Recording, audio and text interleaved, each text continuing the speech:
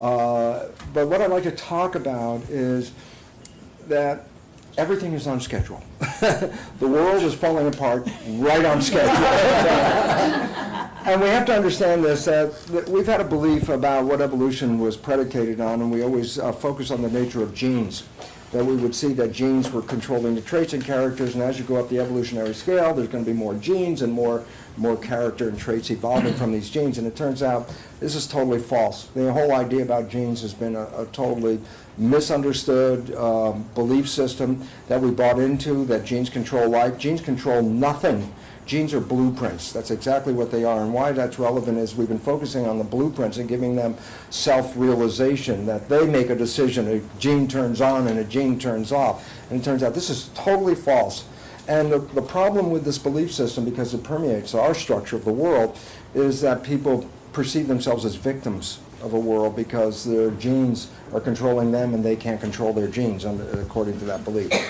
I was fortunate enough to be in the right place at the right time years ago. I was cloning stem cells about 46 years ago. There was just a handful of us in the entire world that even knew what the hell a stem cell was. I did this study, and it's just so brief and so profoundly important. I just want to say what it represented. I would isolate one stem cell, which is an embryonic cell. Stem cells are embryo cells. The moment before you're born, I could say, here's an embryo cell, and then a moment after you're born, I look at the same cell and say, now it's called a stem cell. So that's what it represents. And the reason we have stem cells, and all of you have them because you are here, is the fact that every day we lose, as Carl Sagan would say, hundreds of billions of cells are dying every day, and we have to replace them. So we are growing every day of our lives by necessity. If you stop growing, if you stop the stem cells, you'll die right off. That's what it's going to be about.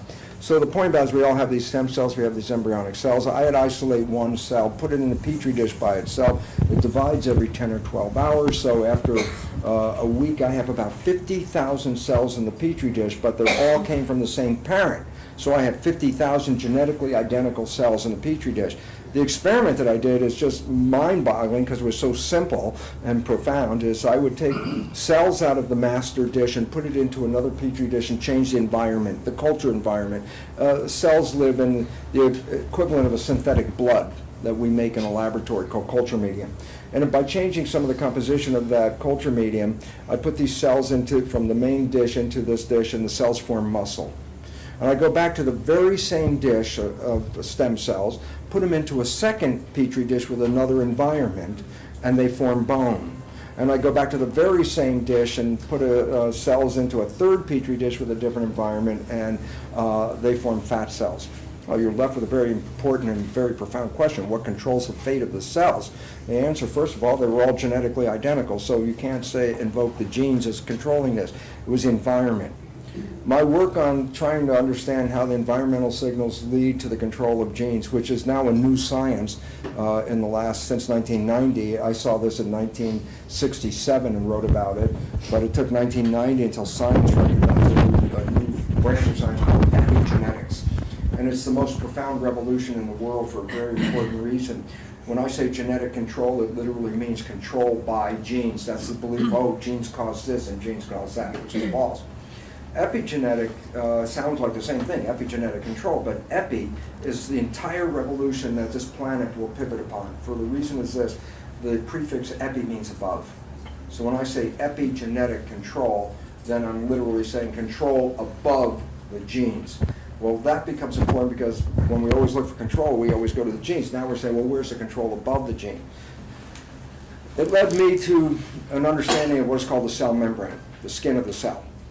And the relevance is that the skin of the cell is an information processor. It reads the environment, and it sends signals into the cell and to the genes to control the biology of the genes to live in an environment that's always changing. So the membrane is the nervous system of the cell. Just to let you know, in the development of a human, the outer layer of the embryo is called ectoderm. It's a skin. The skin gives rise only to two things in humans, skin and nervous system. So like the cell, our nervous system comes from this outer layer. Well, the significance about that, it led me to an understanding of how the cell worked and all that stuff, but it also led me to understand this. Evolution is, the way we perceive it, is a scale of increasing awareness. And so we make a whole evolutionary list.